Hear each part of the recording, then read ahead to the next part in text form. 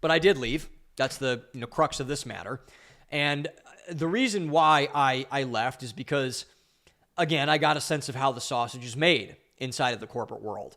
And I did not like it. And I want to make sure I frame this properly, because I don't want to sound like a leftist in terms of saying Occupy Wall Street and everything, although I think the Occupy Wall Street folks had some points, but oh my gosh, the corporate world, capitalism, et cetera, et cetera. I'm a fan of capitalism. I'll say that from the jump. I like McDonald's as much as the next guy, or maybe not as much as the next guy anymore. So because of RFK or maybe things like that. But anyway, I like a lot of corporate things.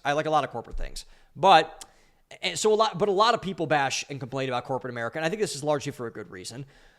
But I think the problem with all of these folks and their arguments that they make is that they're not specific enough. They paint with a broad brushstroke and they say this, that, or whatever about corporate America.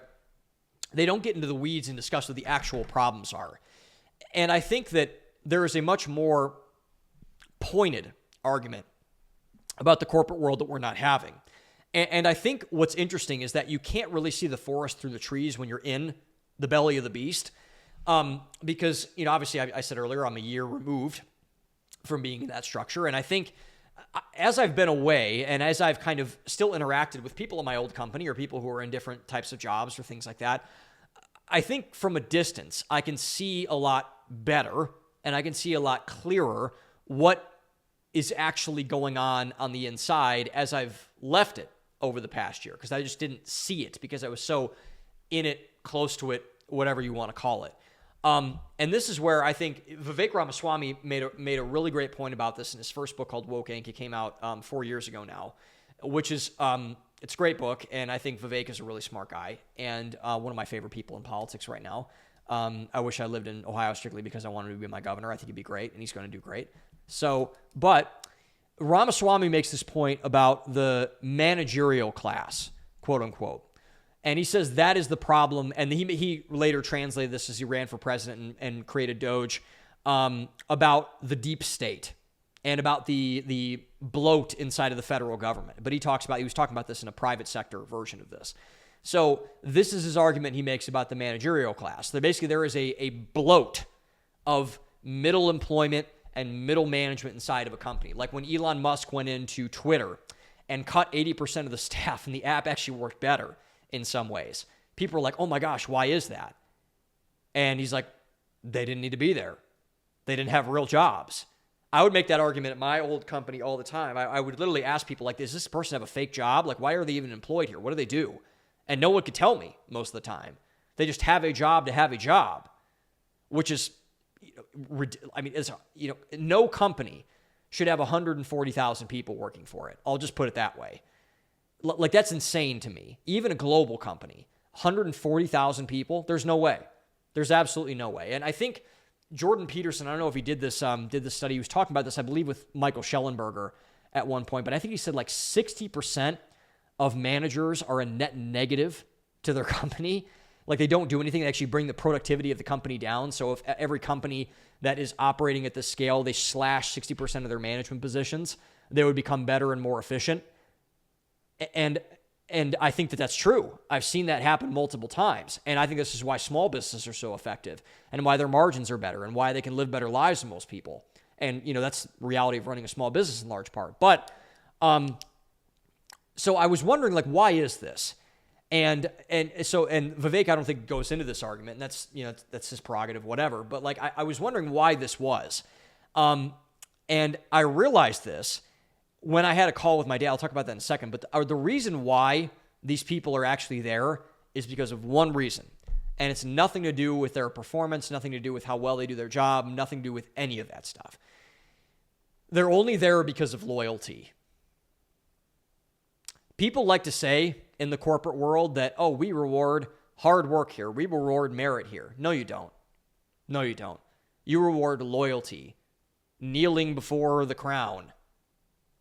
That is what gets people promoted. That's what gets people into middle management, that cushy position where they can slowly decay inside of their office chair for the next 30 years of their career. That's how that works. It's not because of people who want to create change, quote unquote, inside of the corporate structure. It's not. And that's a lie to say that. It's about loyalty. And I knew this when I called my dad after, Because a big reason that kind of led to this whole odyssey of me leaving was that I had a person in my leadership structure who was very good at what they did, and they told me to my face that they'd never promote me. They would never promote me. And I remember I called, and this was a person that had been very supportive of me for a very long time and said, like, I want to see you do well, I want to see this, want to see whatever. And I called my dad after that because I was just very confused. And he kind of said, like, hey, they don't like that you think this way. They don't like that you publish books. They don't like this article or this podcast thing or whatever. And I realized in that moment, because I was a very good performer inside the corporate structure. I brought in $9 million in sales revenue in 3 years. And I realized that all of their claims of hard work, skill, merit, etc., those were a psyop. They were an op. And so what they're actually looking for, if you're looking, by the way, if you want to stay in the corporate job, but your corporate world and you're looking to get promoted, this is what you need to do. You need to be loyal. You need to do whatever your management tells you to do. No deviation. Yes, sir. Yes, ma'am. No, sir. No, ma'am. Every single day. And you'll probably be in for a promotion relatively quickly. What they're looking for is soldiers, boots on the ground, jack boots. Because anything outside of that power structure is a threat to them. And they know that. They know that. Which is why they hold up that structure. Because the truth about the corporate world is that they and it, the structure, believes that they're far more impressive than they are. They lie to themselves, as I mentioned earlier, about their own impressiveness. And most of them are mediocre. Like, as I mentioned, when I left, my sales skills got so much better. And I don't want to make this, just a riff on my trainers or whatever, because my trainers were fine people for the most part. But you are so, and I'll get to this in a second, but it's just there's levels. There's levels to this stuff.